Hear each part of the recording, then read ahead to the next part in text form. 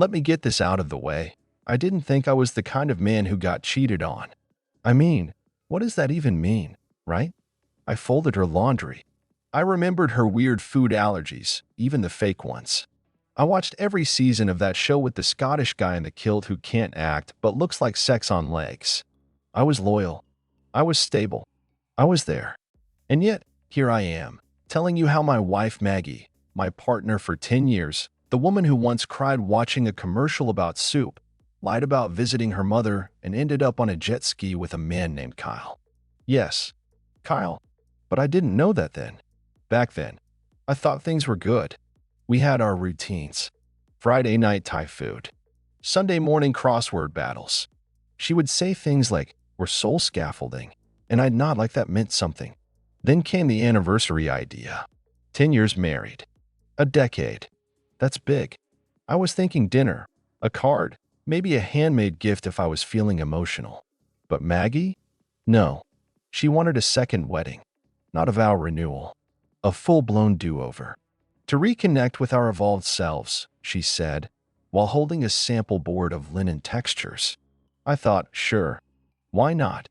People do weird things when they hit milestones. Some get tattoos. Some buy motorcycles. Some relive their wedding in a botanical garden with imported doves and a harpist named Fern. But still, little things nagged at me. Like how she didn't want to wear her original ring because it had old energy. Or how she kept referring to the past year as a personal eclipse.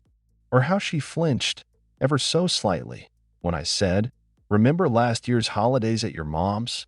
She said she remembered the soup. Her mom always makes that watery carrot soup. I believed her. Because when you've built a life with someone, your first instinct is to protect the story, not question it. I protected the story. Until the envelope arrived. And everything turned into a very different kind of celebration. There was a sign at the entrance that read, "A love reawakened, Maggie and Lewis, 10 years strong." It was printed on reclaimed wood, stenciled in gold calligraphy, and propped up next to a table of intention stones guests were encouraged to whisper into before placing in a bowl of rose water. I should have known then. A second wedding. That's what she called it. Not a vow renewal, no. That was too cliché, too pedestrian for Maggie. This was a recommitment ceremony to the versions of us we've grown into. Her words. She cried when she said that, by the way. We were at brunch. She was holding a mimosa and wearing a sweater that cost more than our dishwasher. I just nodded. I always nodded. It was held in the garden of a historical mansion she said she felt spiritually drawn to. We had to rent it a year in advance, even though I only learned about the ceremony 8 months ago. But that's Maggie. She plans her spontaneity. Everyone showed up in beige and dusty rose, per her very clear dress code. I wore linen pants for the first time in my life. I looked like a man mid-divorce on a wine tour.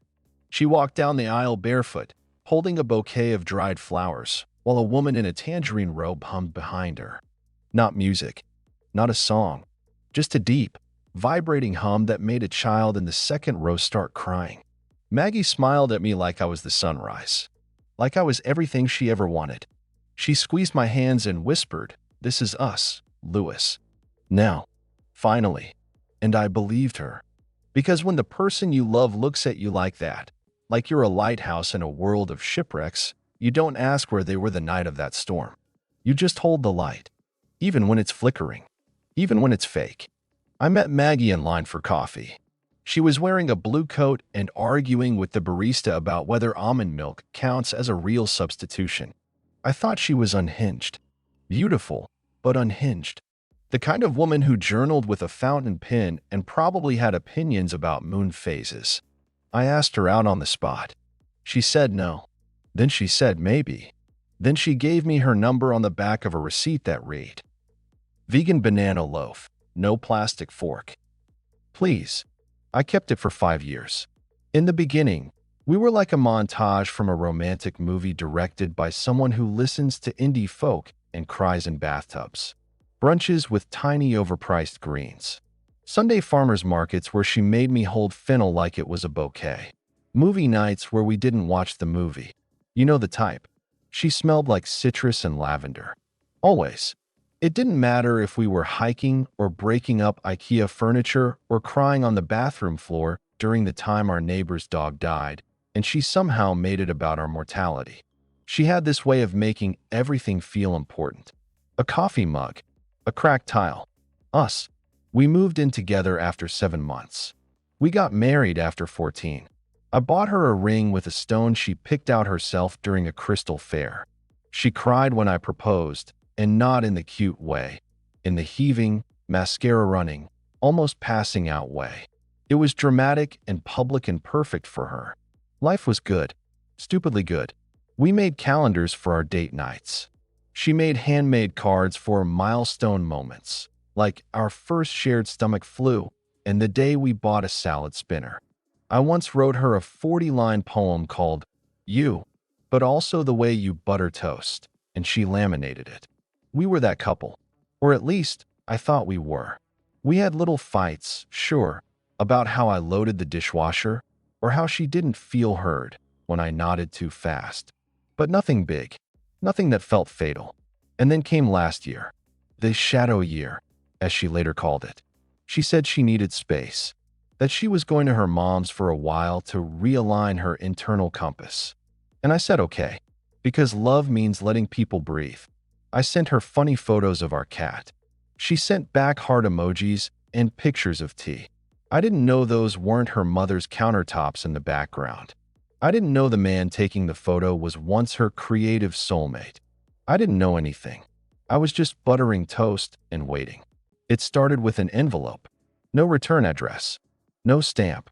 Just a plain, cream-colored envelope slipped under our door the morning after our second wedding ceremony, when there were still dried flower petals stuck to the bottoms of our shoes. I thought it was a thank you card at first, or maybe some weird hippie note from one of Maggie's spiritual friends who believed in writing with ink made from beetroot or shame. I wasn't even going to open it, but it had my name on it. Not ours, just mine. Lewis, written in thick, uneven letters like someone had stabbed the pen through each stroke. Inside were 6 glossy 4x6 photos. Remember those? Real photos. Like someone went to CVS just to ruin my FING year. The first one was of a beach. Not incriminating. Not yet. Just sand. Umbrellas. A distant hill. Then came Maggie. In a sun hat. In a bikini I had never seen before. Smiling with a face that hadn't smiled at me like that in years. All teeth. No shame. And next to her, a man. Not just any man. A man with a nose ring. That's when my stomach dropped. Not because of the kiss in the third photo, which was full-blown, open-mouth, grabby. Not even because of the jet ski in the fourth, where she was behind him, her arms wrapped around his tattooed shoulders like she was holding on for dear life. No, it was the nose ring. Maggie hated nose rings. She once ranted for 40 minutes about how they interrupt the natural line of the face. His name was Kyle. I didn't know that yet, but I would. Because tucked inside the envelope was a note. Typed. No signature. Just this. Thought you should know where she really was last July. She said she was at her mom's. She was here. With me. In every possible way. I reread it 5 times. Every possible way. The phrase was clinical. Surgical. Brutal in how efficiently it took my legs out from under me. That week she'd told me she needed quiet. That she was digging into her emotional roots. I'd sent her money for self-care. She bought matching swimsuits for herself and Kyle. I confronted her the next morning. She was folding towels and humming Bon Iver. I held up the photos like evidence in a courtroom I never asked to enter. She blinked. Once. Then twice. Then said, "Wow, you're really going through those right now." Not "I'm sorry." Not "let me explain." Just mild annoyance. Like I'd walked in on her journaling. And I said the thing that had been clanging around in my chest since I saw that goddamn jet ski. "You said you were at your mom's." She sighed, sat down, crossed her legs like we were starting a TED Talk on conscious betrayal. Then she said it. "I didn't lie. I was with someone who made me feel like home. Isn't that the point?" "No, Maggie. That's not the point. The point is you were someone's wife. My wife. And you sent me postcards with fake rain and wrote, Missing you. She wasn't missing me. She was missing from me. She packed like she was going to her mother's. She even gave me a little speech the night before, said she needed time away from noise, just me and mom, soaking in old wisdom and quiet casseroles. I believed her. I even helped her fold her sweatpants into little squares. The soft ones she said she only wore at home. Turns out, she never even made it to her mother's. Her mom texted me 2 days after she left to ask if Maggie was still sick and whether we'd be visiting next month. I figured Maggie just needed distance. I didn't ask questions, because asking questions in our marriage was treated like a form of aggression. She was in Tulum. Not the hotel side either, the spiritual side. The kind of place with no air conditioning, but 5 different sound baths. She told Kyle she was reclaiming herself. She told me she was journaling with her mom and knitting. Turns out she wasn't knitting. She was nude in a saltwater cenote while Kyle took pictures with a drone. I found the drone footage on a memory stick he mailed me. That's a separate story. I'll get there. But yes, drone footage. She posted some of it, by the way, on her healing Instagram. I never saw it because she blocked me.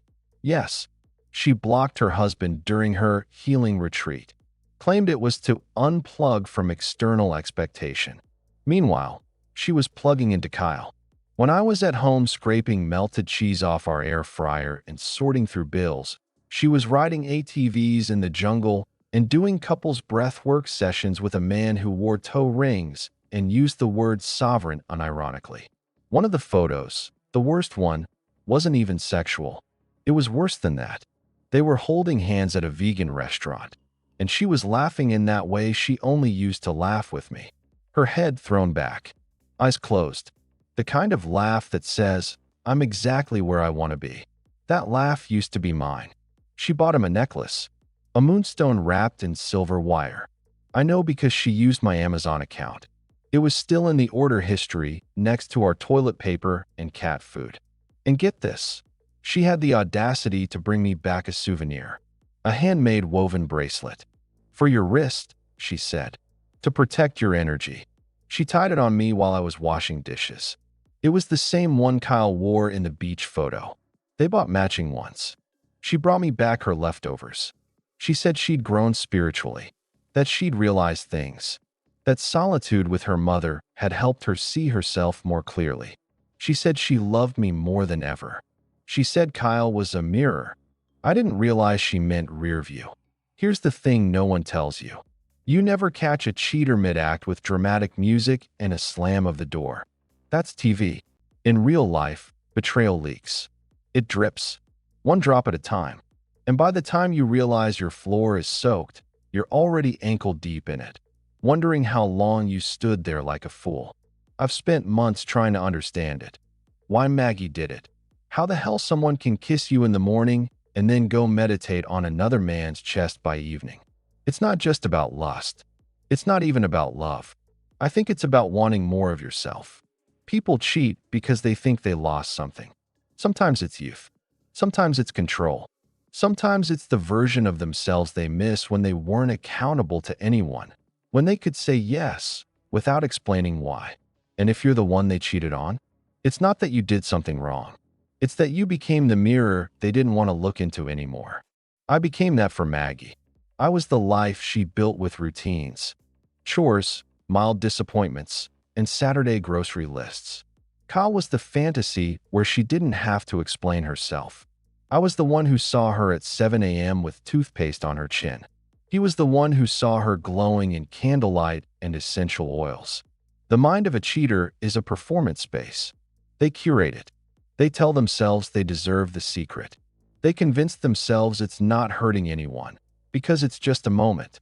Then another, and another.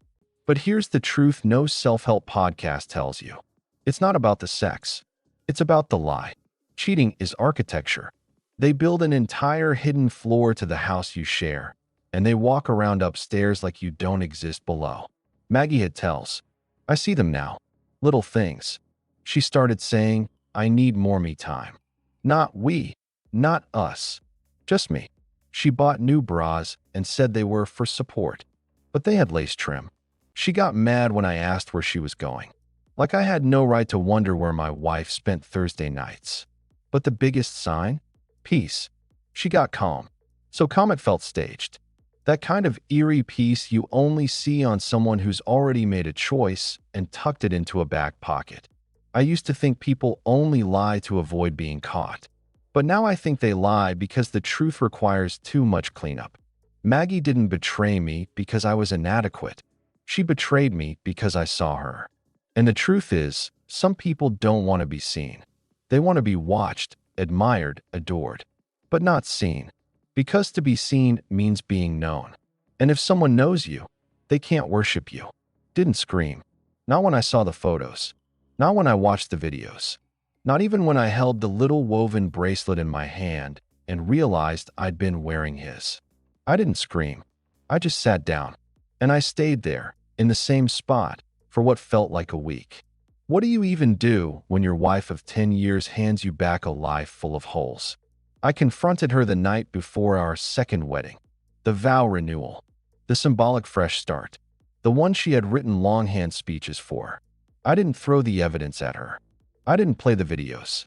I just said, "Where were you last April?" She blinked. Said, "With Mom." I nodded. Waited.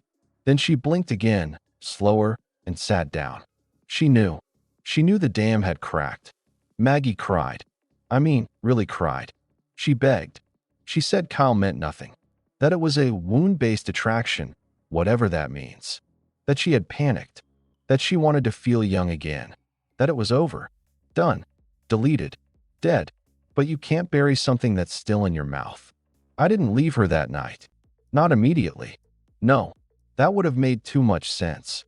Instead, I canceled the vow renewal and slept in the guest room. For 6 months. Like a ghost in my own house. Every dinner was silent. Every morning was mechanical. We lived like polite roommates who had once shared a secret but couldn't remember the punchline. Eventually, she moved out, packed her yoga mats and herbal teas and books with titles like Come Back to Yourself and Sacred Longing. I kept the cat. I kept the couch. I kept the scar. Kyle. He sent me another package 2 weeks later. I didn't open it. Threw it straight into the bin. I don't need any more souvenirs from a vacation I never went on. Maggie's living somewhere near the coast now. She teaches retreats. Still posts quotes about wholeness and transformation. Her smile in the photos looks like forgiveness. Maybe that's what it is. Maybe she forgave herself. As for me, I'm not dating. I'm not healing. I'm just existing. Some days are numb. Some days sting. And some days, rare ones, I laugh at the absurdity of it all. At the bracelet. At the drone. At the idea that I once ironed her second wedding dress while she scrolled through old texts from Kyle. But I don't hate her. Not anymore. I just wish I had asked more questions when the answers would have still mattered. If you've been through something like this, if you've stood in a room with your insides shaking while the person you trusted most reassembled their face to explain away the wreckage, I want you to hear this next part clearly. You are not stupid. You are not weak.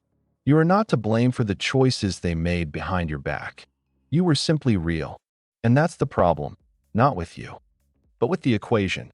Real people come with needs, honesty, and routines. They come with morning breath and bad moods and bill payments. Real love isn't a montage. It's a quiet, repetitive, often boring promise. But some people chase spark over substance. They confuse tension with chemistry. They confuse novelty with happiness. And they leave behind good people, wholehearted people, shattered in their wake, wondering, was I not enough? Let me tell you something I wish someone told me. You were more than enough. They just weren't ready to live in a world where enough means staying. Where showing up every day, even on the bad ones, is the real act of love. The betrayal wasn't a judgment of your worth. It was a crack in their integrity. It's not your job to understand their damage. It's not your role to fix their chaos. All you have to do is survive it, one breath, one step, one laugh at a time. Because eventually, you do laugh again. It might sound wrong now, cruel, even, but one day, you'll be standing in line at the grocery store or folding laundry or talking to a friend, and something stupid will make you laugh. And you'll realize you're still here. Not broken, not ruined, just changed. And maybe slowly stronger for it. If you're still in the middle of it, if you're still checking their location or replaying conversations in your head at 2 a.m., I'm not going to tell you to move on or let go. That kind of pain doesn't follow orders. But I'll tell you this, you're not alone. And it won't always feel like this. It's funny what stays. Not the wedding photos. I boxed those up. Not her texts. Deleted. Not the bracelet. Threw it in the trash on a Tuesday like it was any other piece of junk. What stays is the smell of that summer morning when we picked out our second wedding invitations. What stays is the sound of her laugh echoing off the kitchen tiles when we couldn't agree on a cake flavor. What stays is the silence the moment she realized I knew. And no matter what anyone says, not everything has to be forgiven to be finished. People want a clean ending, a takeaway, a resolution wrapped in meaning. But some stories don't end that way. Some just stop, like a power outage in the middle of a song you used to love. And you sit there, staring into the quiet, realizing the music probably wasn't as perfect as you thought it was. Maggie and I haven't spoken in nearly a year. She reached out once. A polite holiday message. I didn't reply. Not because I was angry, but because there was nothing left to say. She had already spoken in actions, louder than any apology could echo. I live alone now. Peacefully. Not lonely, just quiet. It's not cinematic. No great love has come to replace the broken one. But I make my own coffee. I choose my own sheets. I remember who I am without being half of something else. And if someone new ever walks into my life, they'll be meeting a man who's been cracked open and sealed back up without shortcuts. No illusions, no fantasies. Just a human, trying again. If you've ever stood where I stood, I hope this story tells you something. Yes, it hurts. Yes, it scars. But no, it doesn't end you. You keep going. Quietly. Steadily. Honestly. And one day, you wake up, look in the mirror, and realize, oh, you made it.